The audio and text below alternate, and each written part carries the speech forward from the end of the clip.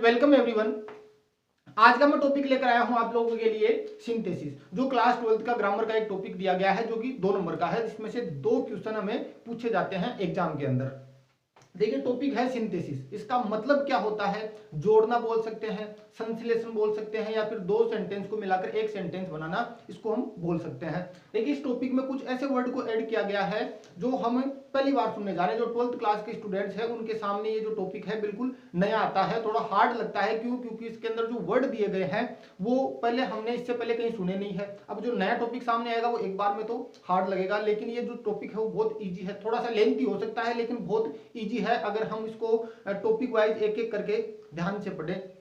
तो सबसे पहला हमें यही काम करना है कि इस टॉपिक को स्टार्ट से लेकर हम चलेंगे एंड तक चलेंगे। 2-3 पार्ट में ये जो हमारा टॉपिक है कंप्लीट हो जाएगा। लेकिन सबसे पहले आपको काम क्या करना होगा? ध्यान से सुनना पड़ेगा एक एक वर्ड को। जब तक हम एक एक वर्ड को पकड़ नहीं पाएंगे तब तक हम जो क्वेश्चन दिए आएंगे उनको हम सोल्व नहीं कर पाएंगे। इससे पहले एक ये होता है कि जो हमारा एक टॉपिक होता है पार्ट्स ऑफ स्पीच, जिसमें क्या होता है कि एक जो सेंटेंस दिया गया उस सेंटेंस के अंदर कौन कौन से टॉपिक को, कौन कौन से वर्ड को ऐड किया गया है और उन वर्ड को हम क्या बोलते हैं, ये हमारे लिए बहुत ज्यादा इंपॉर्टेंट होता है। उनके बारे में नॉलेज लेना हमारे लिए बहुत ज्यादा जरूरी होता है। अगर हमें उन पार्ट्स ऑफ स्पीच का हमें पता है कौन सा वर्ड किस काम में आता है, तब तो ये हमारे लिए बहुत आसान हो जाएगा।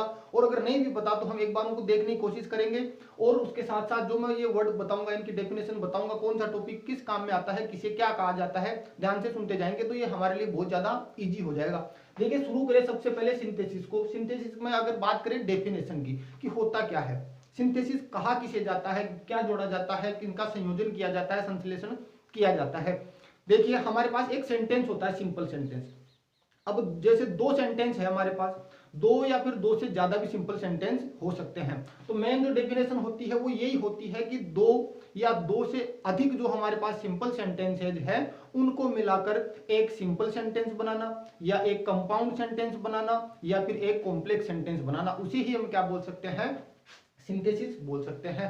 तो क्या होता है? इसके अंदर कॉम्बिनेशन होता है, सेंटेंसेस को जोड़ा जाता है। कौन से सेंटेंस? Simple sentence. अब हमें ये पता कैसे चले कि ये सेंटेंस सिंपल है कि कॉम्प्लेक्स है? उसके लिए देखें लिखा है ही सा a lawyer, he ran away.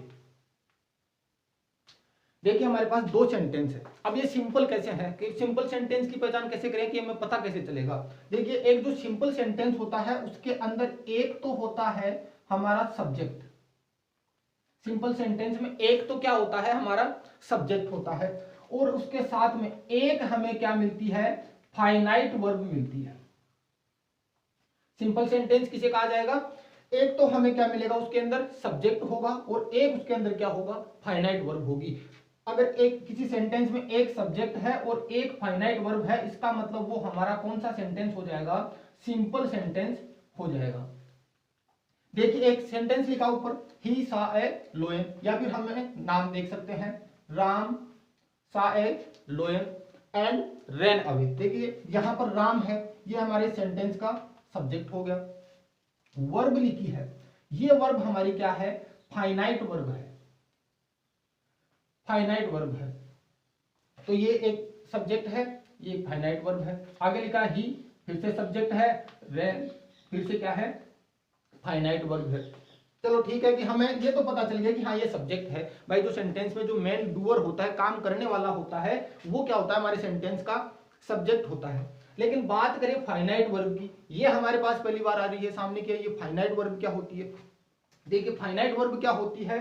एक ऐसी वर्ब जो सेंटेंस के टेंस, या तो टेंस या फिर जो सब्जेक्ट है उसका नंबर, सिंगुलर या प्लूरल। एक तो ऐसी वर्ब जो सेंटेंस के टेंस, या तो टेंस के अनुसार या फिर सब्जेक्ट के नंबर के अनुसार क्या होती रहती है? चेंज होती रहती है। उसे क्या कहा जाता है? फाइनाइट वर्ब कहा जाता है। और अब एक ऐसी वर्ब जो चाहे सब्जेक्ट कैसा भी हो, सेंटेंस टेंस कैसा भी हो, सेंटेंस जो सब्जेक्ट है उसका जेंडर कैसा भी हो, अगर वो उसके अनुसार चेंज नहीं हो रही है, वो अपनी जगह एक ही रह रही है, वो सेम सिचुएशन में आगे से आगे चलती जा रही है, उसे क्या कहा जाएगा? फाइनाइट का उल्टा अपोजिट क्या हो जाएगा? Non finite. तो फाइनाइट वर्ब का हमें पता चल गया कि एक ऐसी वर्ब जो टेंस और सब्जेक्ट के नंबर के अकॉर्डिंग क्या होती रहती है, बदलती रहती है, उसे हम क्या बोलेंगे, फाइनाइट वर्ब। जैसे हम बोल सकते हैं जो वह जाता है, सेंटेंस मिल गया, क्या लिखेंगे, ही गोज, वह जाता है, प्रेजेंट की बात हो रही है, प्रेजेंट टेंस है, वर्ब क्या होगी, गोज। अब मैं से बोलूं वह गया था, मतलब कब की बात होगी, पास्ट की, टेंस बदल गया, देखो वर्ब भी बदल गई, ही वेंट, मतलब टेंस क्या था, प्रेजेंट था, वर्ब कैसी आ गई, प्रेजेंट के अकॉर्डिंग गोज आ गई। अब टेंस को हमने बदल दिया, जैसे टेंस बदला वर्ब भी क्या हो गई, वेंट हो गई। ये तो हुई टेंस से बदलने की बात। दूसरा किससे किससे बदलता है, नंबर के अकॉर्डिंग जो वर्ब बदल जाती है उसको भी क्या बोलते हैं, फाइनाइट वर्ब बोलते हैं। देखो लिखा है, प्रेजेंट टेंस की बात थी, पास्ट टेंस की बात थी, अब बात करें सब्जेक्ट की, ही के बजाय वे जाते हैं, देखो क्या हुआ, वर्ब बदल गई वापस सब्जेक्ट के हिसाब से। अगर यहां पर वह जाती है, सी गोज, प्लूरल सब्जेक्ट था, वर्ब भी प्लूरल हो गई, सिंगुलर सब्जेक्ट है, वर्ब भी कैसी हो गई, सिंगुलर। तो नंबर के अकॉर्डिंग या फिर टेंस के अकॉर्डिंग जो वर्ब बदल जाती है उसे हम क्या बोलते हैं, फाइनाइट वर्ब बोलते हैं। ऐसी वर्ब जो सेंटेंस का टेंस हो या फिर उसके सब्जेक्ट का जो नंबर हो उसके अकॉर्डिंग जो बदलती रहती है उसे तो हम क्या बोलते हैं, फाइनाइट वर्ब बोलते हैं। दूसरी बात करें नॉन फाइनाइट की, ऐसी वर्ब जो चेंज नहीं होती, हमेशा अपनी एक जगह पर स्थायी रहती है। जैसे लिखा है भाई उसे आम खाना पसंद है, ही वह वो आम खाना पसंद करता है, लाइक्स टू ईट मैंगो। दूसरा, उन्हें ज्यादा के लिए बोल दे, वे आम खाना पसंद करते हैं, they like to eat mango. ठीक है, अब सब्जेक्ट है, देखो लिखा है, टेंस भी बदल के देखते हैं, भाई उसे आम खाना पसंद था, तो क्या हो जाएगा, he liked to eat mango.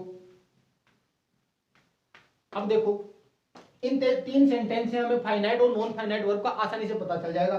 देखो हमारे पास सब्जेक्ट है, वह क्या करता था, पसंद करता था, क्या पसंद करता था, ईट करना, क्या, मैंगो।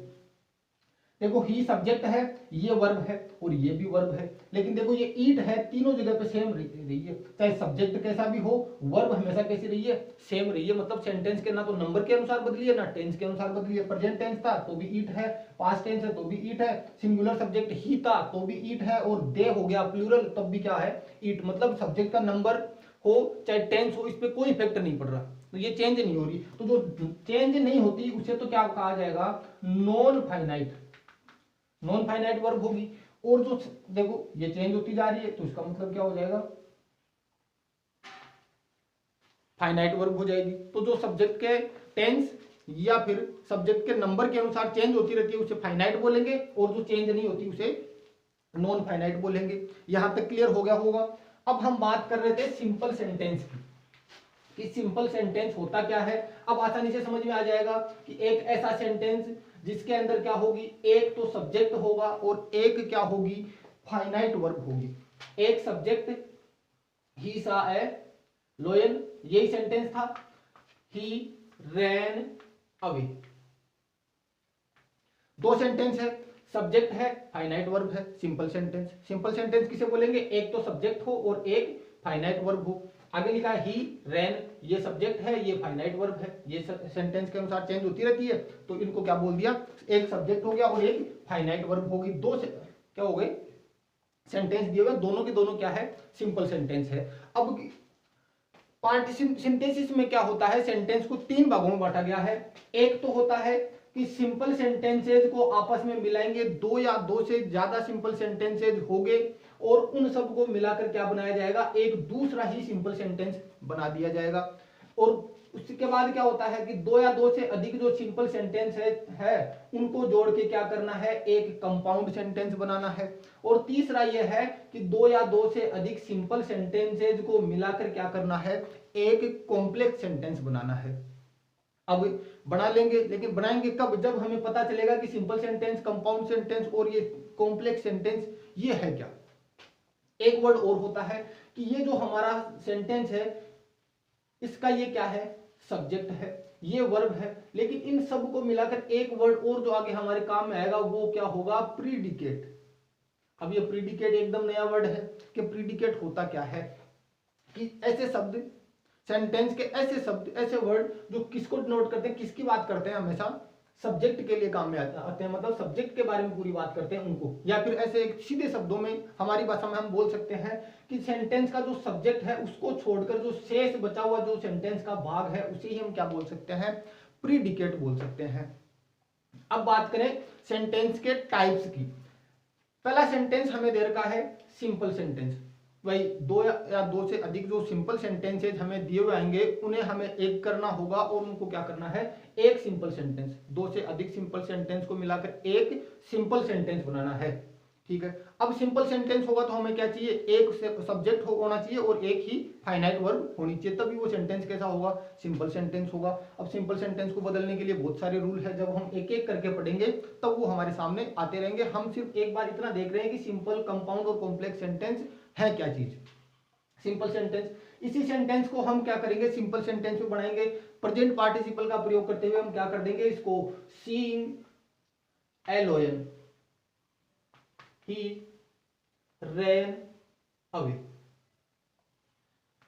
पार्टिसिपल्स का प्रयोग होता है प्रेजेंट, पास्ट और जो परफेक्ट पार्टिसिपल होता है, ये तीन पार्टिसिपल होते हैं, उनके प्रयोग के द्वारा हम कोई भी दो सिंपल सेंटेंसेस को मिलाकर एक सिंपल सेंटेंस का मतलब निर्माण कर सकते हैं, उसे बना सकते हैं। लिखा है seeing a लोयन he ran away, एक शेर को देखते हुए वह भाग गया। देखो सब्जेक्ट है, रैन है जो हमारी क्या है, फाइनाइट वर्ब है।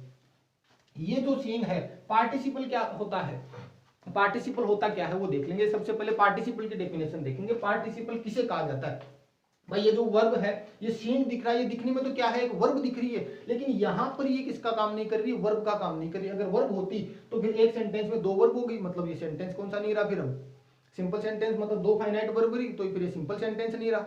सिंपल सेंटेंस बनाने के लिए पार्टिसिपल का प्रयोग किया जाता है। अब पार्टिसिपल होते क्या है, लिखा है पार्टिसिपल। पार्टिसिपल का मतलब क्या होता है, देखो ये पार्टिसिपल है वो किससे बनते हैं, वर्ब से बनते हैं। पार्टिसिपल को क्या कहा जाता है, वर्बल एडजेक्टिव कहा जाता है, कि ऐसी वर्ब जिनका निर्माण, मतलब ऐसी नाउन जिनका निर्माण, ऐसे शब्द जिनका निर्माण किससे होता है, वर्ब से होता है, और वो किनका काम करते हैं, एडजेक्टिव का काम करते हैं। तो पार्टिसिपल की डेफिनेशन यही होती है कि ऐसे शब्द जो वर्बल पार्टिसिपल होते हैं, मतलब क्या बोल सकते हैं, वर्बल एडजेक्टिव होते हैं, उन्हें क्या कहा जाता है, पार्टिसिपल। वर्बल एडजेक्टिव होते हैं उन्हें क्या कहा जाता है, पार्टिसिपल। मतलब ऐसे ऐसे एडजेक्टिव जो वर्ब से बने हैं। अब पहला होता है प्रेजेंट पार्टिसिपल, जिसमें क्या होता है कि जो वर्ब की फर्स्ट फॉर्म होती है, जो वर्ब बेस फॉर्म होती है, उसमें क्या कर दिया जाता है, आईएनजी जोड़ दिया जाता है, तो वो क्या बन जाएगा, प्रेजेंट पार्टिसिपल। अब दूसरा आता है पास्ट पार्टिसिपल, वर्ब की थर्ड फॉर्म को ही क्या कहा जाता है, पार्टिसिपल। कब, जब एक सेंटेंस में वर्ब की थर्ड फॉर्म तो दी गई है, लेकिन उससे पहले has, have, had, will have, shall have, ये जो हेल्पिंग वर्ब है ये नहीं दी हुई आएगी। मतलब डायरेक्ट जहां भी वर्ब की सेंटेंस में थर्ड फॉर्म मिल जाए, हमारी बुक्स में बहुत जगह मिल जाएगा, जहां कहीं भी डायरेक्ट वर्ब की थर्ड फॉर्म मिल जाए, मतलब उससे पहले हैज, हैव, हैड, मतलब प्रेजेंट परफेक्ट और पास्ट परफेक्ट की जो हेल्पिंग वर्ब है वो, या फिर फ्यूचर परफेक्ट विल हैव और शैल हैव न मिले और डायरेक्ट थर्ड फॉर्म मिले, उसे क्या कहा जाएगा, पास्ट पार्टिसिपल। तो प्रेजेंट पार्टिसिपल तो क्या होगा, वर्ब की फर्स्ट फॉर्म में आईएनजी जोड़ेंगे और वो किसका काम करेगा, एडजेक्टिव का काम करेगा, तब तो प्रेजेंट पार्टिसिपल। पास्ट पार्टिसिपल किसे कहेंगे, वर्ब की थर्ड फॉर्म बिना हेल्पिंग वर्ब के, डायरेक्ट अगर वर्ब की थर्ड फॉर्म मिले उसे क्या कहा जाएगा, पास्ट पार्टिसिपल। फिर है परफेक्ट पार्टिसिपल। परफेक्ट पार्टिसिपल बनता है having plus third form. Having plus third form मतलब कोई वर्ब होगी, आईएनजी जोड़ेंगे, मतलब वर्ब है, वर्ब की थर्ड फॉर्म है और उससे पहले क्या जोड़ देंगे, हैविंग जोड़ देंगे, तो वो क्या बन जाएगा, परफेक्ट पार्टिसिपल। तो हम बात कर रहे थे दो सिंपल सेंटेंस को जोड़कर एक दूसरा सिंपल सेंटेंस बनाना, वो क्या होगा, सिंथेसिस में आता है, जिसमें पहला है दो सिंपल सेंटेंस दिए हुए थे, दोनों को जोड़कर हमने क्या कर दिया, एक सिंपल सेंटेंस। अब देखो सीइंग ए लोयन, सीइंग देखते हुए, किसको देखते हुए, ए लोयन को, तो ये जो नाउन है इसके लिए किसका प्रयोग हुआ है, प्रेजेंट पार्टिसिपल का मतलब होता है देखते हुए, करते हुए, होते हुए, मतलब होते हुए, देखते हुए, खाते हुए, जाते हुए, जहां भी ये हुए का अर्थ निकले उसे क्या कहा जाता है, जो ये प्रेजेंट पार्टिसिपल कहा जाता है। तो ये देखो देखते हुए, एक शेर को देखते ही, शेर को देखते हुए ही रहने हुए वह भाग गया। तो अब देखो सिंपल सेंटेंस ही बना, क्योंकि एक सब्जेक्ट है और एक फाइनाइट वर्ब है। दूसरा होता है कंपाउंड सेंटेंस। ठीक है। अब कंपाउंड सेंटेंस में क्या होता है कि दो सिंपल सेंटेंस को जोड़कर एक सिंपल सेंटेंस बनाया जाता है, लेकिन बीच में क्या होता है, एक कंजंक्शन का प्रयोग किया जाता है। कंजंक्शन कौन सा होगा, कोऑर्डिनेटिंग कंजंक्शन हम उसे बोलते हैं। लिखा है कंपाउंड सेंटेंस की बात हो रही है तो होगा ही सा ए लोयन एंड ही रैन अवे। अब देखो कंपाउंड सेंटेंस किसको कहा जाता है कि एक ऐसा सेंटेंस जिसमें क्या होंगे, दो क्लोज होंगे। कंपाउंड सेंटेंस है वो दो क्लोज से मिलकर बनता है, दो या दो से अधिक क्लोज से मिलकर क्या बनता है, कंपाउंड सेंटेंस बनता है। अब इसमें एक जो अलग क्या होता है वो ये होता है कि ये जो सेंटेंस है और ये जो सेंटेंस है वो दोनों अपना कंप्लीट सेंस देते हैं। मतलब ये अपना अलग अर्थ देगा, खुद का पूर्ण अर्थ देगा, कंप्लीट सेंस देगा, और ये जो दूसरा जो क्लोज है वो भी अपना अलग अर्थ देगा। तो जब दो सेंटेंस हो, जुड़े हुए हो, मतलब एक सेंटेंस के दो पार्ट हो, दो क्लोज हो, आपस में जुड़े हुए हो और दोनों अपना अलग अलग अर्थ दे, कंप्लीट सेंस दे, तो उन्हें क्या, किसमें, कौन से सेंटेंस में लिया जाएगा, कंपाउंड सेंटेंस में लिया जाएगा। देखो ही सा ए लोयन, उसने एक शेर देखा, ये अपना अलग सेंटेंस अर्थ दे रहा है। और आगे लिखा है ही रैन अवे, मतलब क्या होगा, अलग अर्थ दे रहा है, और आगे है ही रैन अवे, वह भाग गया।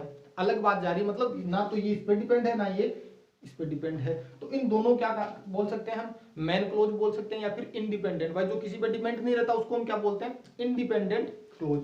अब बात करें कॉम्प्लेक्स सेंटेंस की।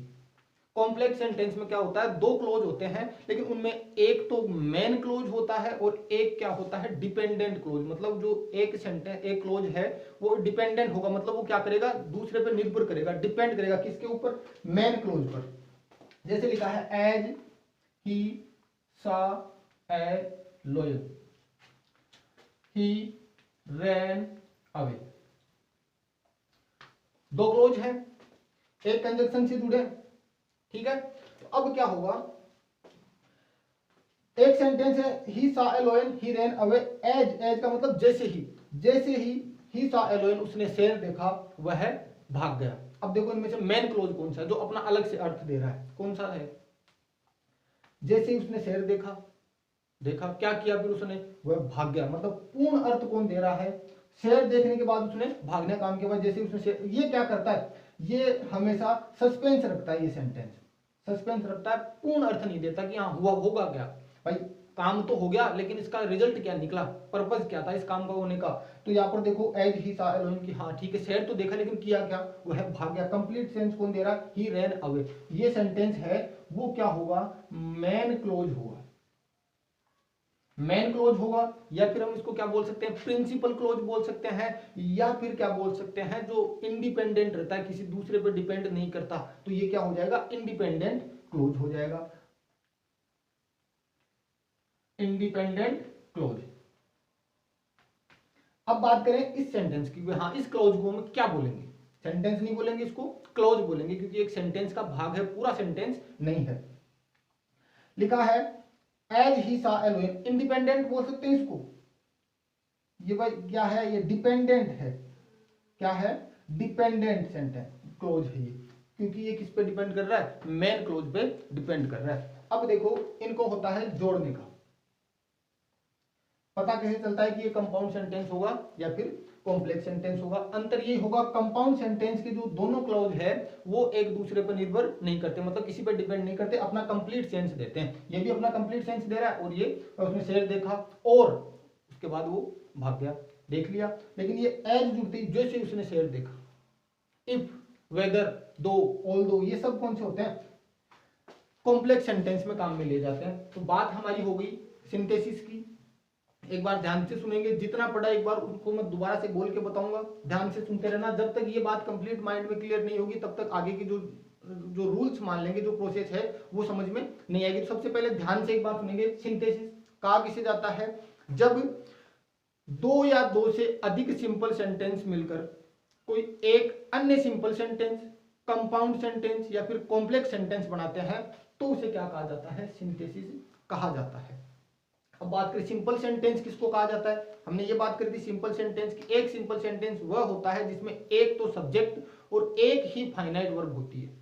साथ में नॉन फाइनाइट हो सकती है, लेकिन फाइनाइट वर्ब कितनी होगी, एक। तो क्या बोलेंगे, सिंपल मतलब एक सिंपल सेंटेंस किसे कहा जाता है कि जब एक सेंटेंस हो उसके अंदर एक सब्जेक्ट हो और एक फाइनाइट वर्ब हो, उसे हम क्या बोल सकते हैं, सिंपल सेंटेंस बोल सकते हैं। अब बात करें किसकी, फाइनाइट वर्ब की और नॉन फाइनाइट वर्ब की। फाइनाइट वर्ब किसे बोलेंगे, फाइनाइट वर्ब का मतलब ये होता है ऐसी वर्ब जो टेंस, जो सेंटेंस का जो टेंस है, टेंस और जो सब्जेक्ट है उसका जो नंबर है, सिंगुलर और प्लूरल, उसके अकॉर्डिंग वो चेंज ना हो, मतलब जो चेंज ना हो उसे तो क्या बोलेंगे, नॉन फाइनाइट वर्ब। और जो सब्जेक्ट के नंबर और टेंस के अकॉर्डिंग चेंज होती रहे उसे क्या बोलेंगे, फाइनाइट।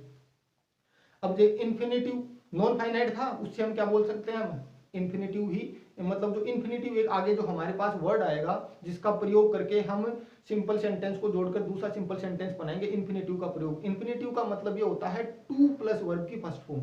जहां कहीं भी टू प्लस वर्ब की फर्स्ट फॉर्म मिल जाए उसे क्या कहा जाता है, इन्फिनेटिव कहा जाता है। और दूसरे शब्दों में उसे हम क्या बोल सकते हैं, नॉन फाइनाइट वर्ब भी बोल सकते हैं। तो जो नॉन फाइनाइट वर्ब होती है उसे हम क्या बोल सकते हैं, इन्फिनेटिव, या फिर जो इन्फिनेटिव टू प्लस वर्ब की फर्स्ट फॉर्म होता है उसे हम क्या बोल सकते हैं, नॉन फाइनाइट बोल सकते हैं। फाइनाइट का मतलब यह है जो सब्जेक्ट के अनुसार या फिर जो सब्जेक्ट का टेंस है या फिर उसका जो नंबर है उसके अकॉर्डिंग चेंज होती रहती है, जो चेंज होती है वो फाइनाइट, जो चेंज नहीं होती वो नॉन फाइनाइट। यहां तक ठीक है। उसके बाद क्या हुआ था, सेंटेंसेज के प्रकार हुए थे। सिंपल सेंटेंस का पता चल ही गया हमें, जिसमें एक सब्जेक्ट होगा और एक क्या होगा, फाइनाइट वर्ब होगी।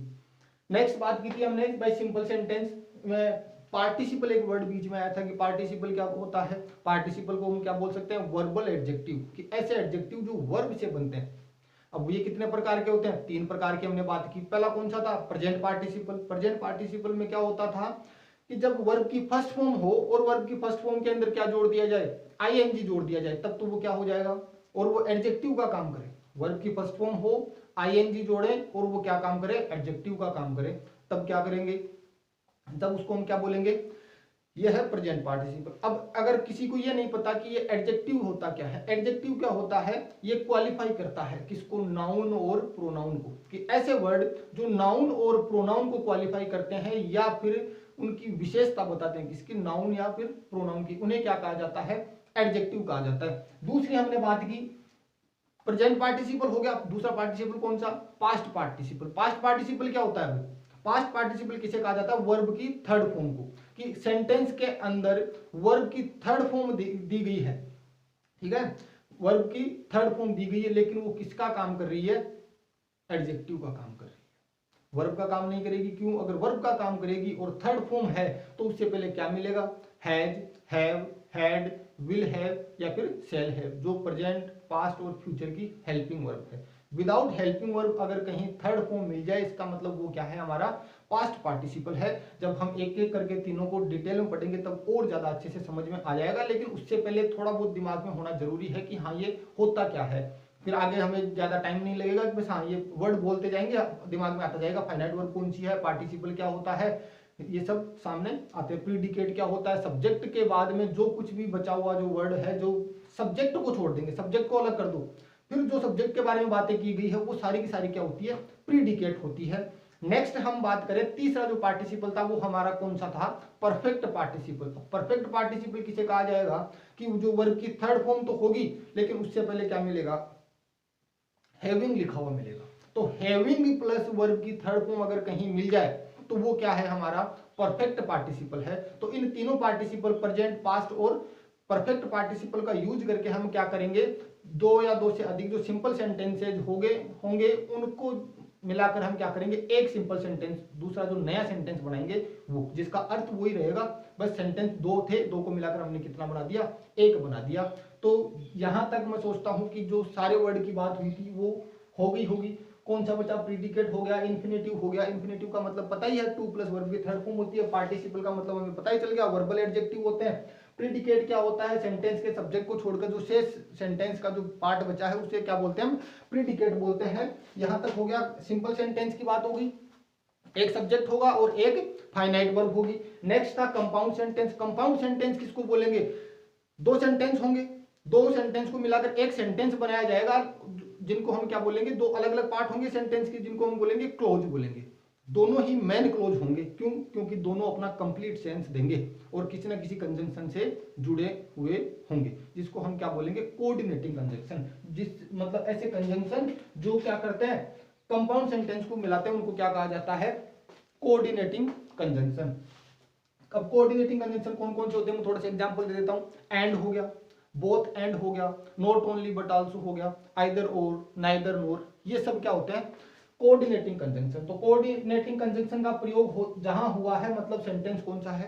कंपाउंड सेंटेंस है, दो क्लोज से मिलकर बना है, दोनों क्लोज अपना कंप्लीट सेंस दे रहे हैं, मतलब किसी अन्य पर डिपेंड नहीं करते, मतलब इंडिपेंडेंट क्लोज से मिलकर क्या बनता है? कंपाउंड सेंटेंस बनता है। और कोऑर्डिनेटिंग कंजंक्शन का प्रयोग किया जाता है दोनों को कंबाइन करने के लिए, जोड़ने के लिए। तीसरा था कॉम्प्लेक्स सेंटेंस। इसमें भी दो क्लोज होंगे, लेकिन एक क्लोज होगा वो मेन क्लोज या फिर प्रिंसिपल क्लोज या फिर इंडिपेंडेंट होगा, और दूसरा क्लोज उसके ऊपर डिपेंड करेगा, निर्भर करेगा, तो उसको क्या बोलेंगे? डिपेंडेंट। तो एक मेन क्लोज और एक डिपेंडेंट क्लोज से मिलकर क्या किसका निर्माण होता है? कॉम्प्लेक्स सेंटेंस का निर्माण होता है। और जिस कंजंक्शन के द्वारा इनको जोड़ा जाता है उन्हें क्या कहा जाता है? Subordinating conjunction. क्या बोलेंगे? Subordinating conjunction. अब जो सेंटेंस, जो क्लोज मेन क्लोज पे डिपेंड करेगा उसको क्या बोल सकते हैं हम? सबऑर्डिनेट क्लोज भी हम बोल सकते हैं। तो यहां तक हमें क्लियर हो गया होगा, तीनों सेंटेंस के बारे में अच्छे से पता चल गया होगा। अब हम जो नेक्स्ट पार्ट में हम स्टार्ट करेंगे शुरू से। क्या करेंगे? शुरू से स्टार्ट करेंगे, जिसमें क्या होगा? सिंपल सेंटेंसेस को जोड़ने का जो प्रोसेस होगी, कौन कौन से तरीकों से हम जोड़ सकते हैं। 8 तरीके हैं, 8 तरीके हम डिटेल से इसी प्रकार एक एक वर्ड टू वर्ड देखेंगे। तब तक के लिए धन्यवाद।